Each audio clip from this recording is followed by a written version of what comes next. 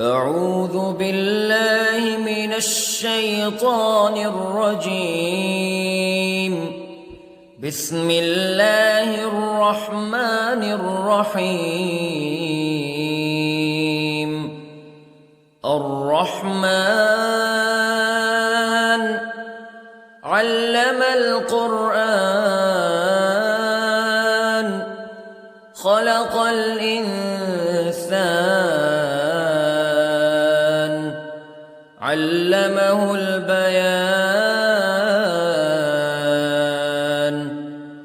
الشمس والقمر بحسبان والنجم والشجر يسجدان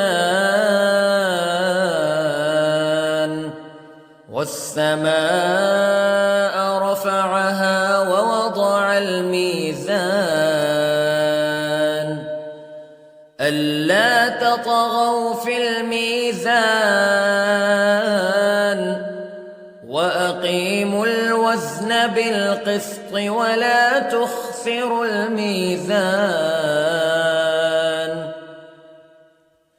والأرض وضعها للأنام فيها فاكهة والنخل ذات الأكمام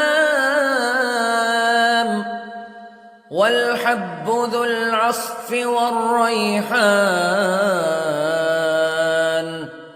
فبأي آلاء ربكما تكذبان. خلق الإنسان من صلصال كالفخار وخلق الجان من مارج من نار فبأي آلاء ربكما تكذبان. رب المشرقين ورب المغربين فبأي آلاء ربكما تكذبان. مرج البحرين يلتقيان بينهما برزخ لا يبغيان فبأي آلاء ربكما تكذبان. يخرج منهما اللؤلؤ والمرجان فبأي آلاء ربكما تكذبان. وله الجوار المنشآت في البحر كالأعلام فبأي آلاء ربكما تكذبان. كل من عليها فان ويبقى وجه ربك ذو الجلال والإكرام فبأي آلاء ربكما تكذبان.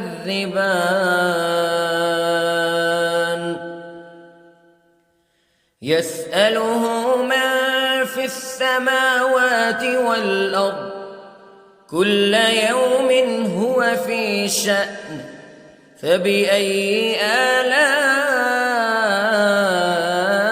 ربكما تكذبان. سنفرغ لكم أيها الثقلان فبأي آلاء ربكما تكذبان.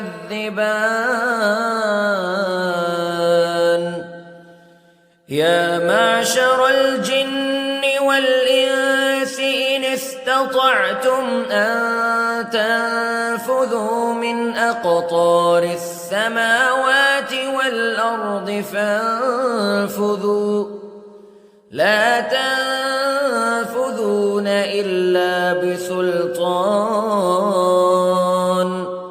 فبأي آلاء ربكما تكذبان يرسل عليكما شواظ من نار ونحاس فلا تنتصران فبأي آلاء ربكما تكذبان فإذا انشقت السماء فكانت وردة كالدهان فبأي آلاء ربكما تكذبان فيومئذ لا يسأل عن ذنبه إنس ولا جان فبأي آلاء ربكما تكذبان يعرف المجرمون بسيماهم فيؤخذ بالنواصي والأقدام فبأي آلاء ربكما تكذبان هذه جهنم التي يكذب بها المجرمون يطوفون بينها وبين حميم آن فبأي آلاء ربكما تكذبان ولمن خاف مقام ربه جنتان فبأي آلاء ربكما تكذبان ذواتا أفنان فبأي آلاء ربكما تكذبان فيهما عينان تجريان فبأي آلاء ربكما تكذبان فيهما من كل فاكهة زوجان فبأي آلاء ربكما تكذبان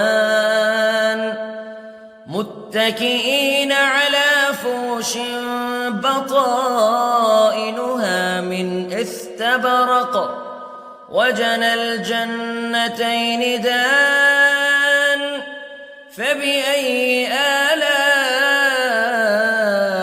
ربكما تكذبان فيهن قاصرات الطرف لم يطمثهن إنس قبلهم ولا جان فبأي آلاء ربكما تكذبان كأنهن الياقوت والمرجان فبأي آلاء ربكما تكذبان هل جزاء الإحسان إلا الإحسان فبأي آلاء ربكما تكذبان ومن دونهما جنتان فبأي آلاء ربكما تكذبان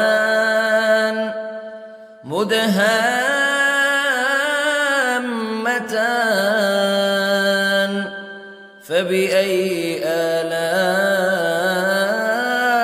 ربكما تكذبان فيهما عينان نضاختان فبأي آلاء ربكما تكذبان فيهما فاكهة ونخل ورمان فبأي آلاء ربكما تكذبان فيهن خيرات حسان فبأي آلاء ربكما تكذبان حور مقصورات في الخيام فبأي آلاء ربكما تكذبان لم يطمثهن إنس قبلهم ولا جان فبأي آلاء ربكما تكذبان